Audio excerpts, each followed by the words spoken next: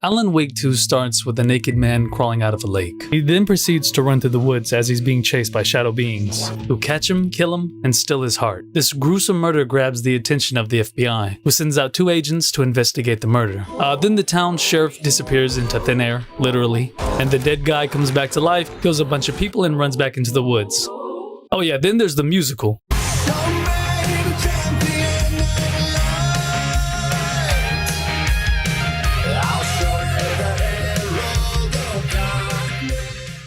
2023. A year crowded with great games like Tears of the Kingdom, Baldur's Gate 3, and RE4 Remake. Now, with all these great games coming out, it's very likely Alan Wake 2 went under a lot of people's radars. I myself saw the trailer by chance, bought it, played it for 10 minutes, and didn't touch it again till this year in 2025. I have an enormous backlog of games I'm trying to get through.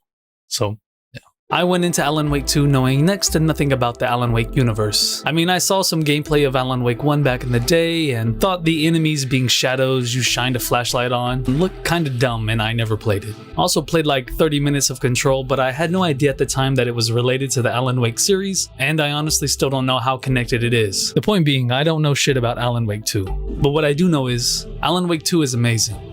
I don't think I've ever played a game that has intrigued me, terrified me, and amazed me as much as this game has. The visuals alone is something to behold. So often I'll stop and see some amazing backdrop or some terrifying new place, and just when you think you've seen everything the game has to offer, it somehow surprises you. The characters are great as well. Saga, one of our main protagonists, who is voiced by Melanie Liburd, is just a badass. She's a super detective who has an incredible knack for deduction and reading people. You have the grizzled vet Alex Casey, voiced by the awesome Sam Lake, and man does he really have some standout scenes in this game. And of course you have Alan Wake, who is voiced by this guy. With the games becoming more and more cinematic over the years, it feels like Alan Wake 2 really takes that to the next level. In fact, you'll often transition in between in-game graphics to live action scenes, and it really works well here. In a lot of games it could be jarring to be in and out of 2 drastically different visual styles. And it works here because, well, the whole game is jarring.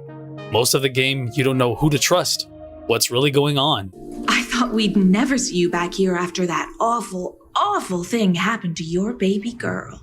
You might be strolling by and some random NPC will be having a chilling dialogue seemingly to themselves, but also kind of feels like it's directed at you. Some characters dance in this realm of uncanny valley halfway through the game, and I'm giving everyone the side-eye. It doesn't take long for you to start to wonder if what you're seeing isn't the fabrication of some shadow agency or some unseen puppet master pulling the strings.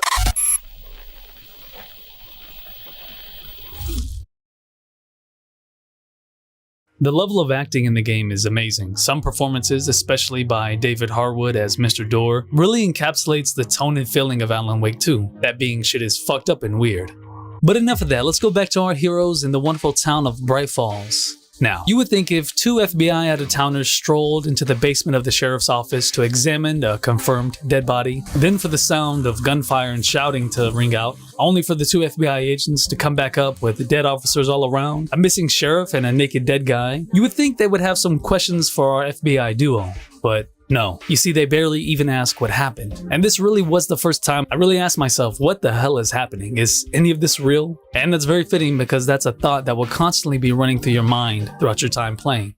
As this is a game called Alan Wake 2, you would think you would be playing as, you know, Alan Wake. This is the ritual to make you all. And you do.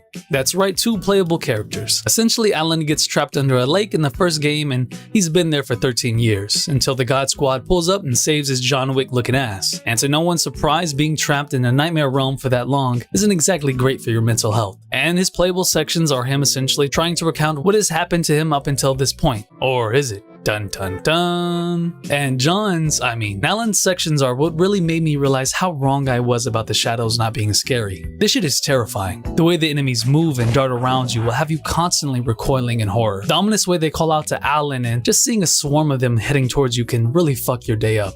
It's great. Being our protagonist, it's only natural they would have some super cool abilities to help them navigate this nightmare. With Saga being a detective, she has the Mind Place that serves as her hub to solve cases as new evidence presents itself. And with Alan being a writer, he has the ability called the Writer's Room, where he can essentially change the world around him by changing the narrative in the story.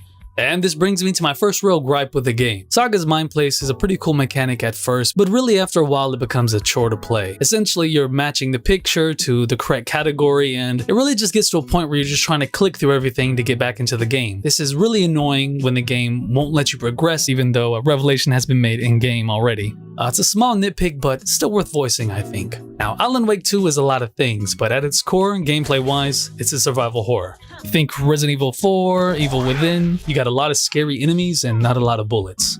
So that means run, bitch. In true survival horror fashion, you can choose to stay and fight or run and save your ammunition, which means in turn you have more resources for the fights that are mandatory. You got puzzles, you got a lot of notes to read, and I mean a lot. You got a sick dodge where you can juke the baddies. There isn't anything super crazy about the combat, but it's good and ultimately does a good job keeping you engaged and on your toes. It gets the job done. Alan Wake 2 is so bizarre and mind-bending while also being so funny and endearing with some really memorable characters. It's honestly an experience that you shouldn't pass up. I really recommend Alan Wake 2 if you love RE4 and the remake. I think Silent Hill fans would enjoy a lot of what Alan Wake 2 has to offer. Honestly, if you enjoy crime thrillers or horror games or just good games in general, I think Alan Wake 2 might be for you. But what do you guys think? Have you played Alan Wake? If you did, what did you think about it? What's your favorite horror game? Comment below. If you liked the video, please leave a like. If you like my content and you want to see more, click on one of my vids here. I'll see you next time. Peace.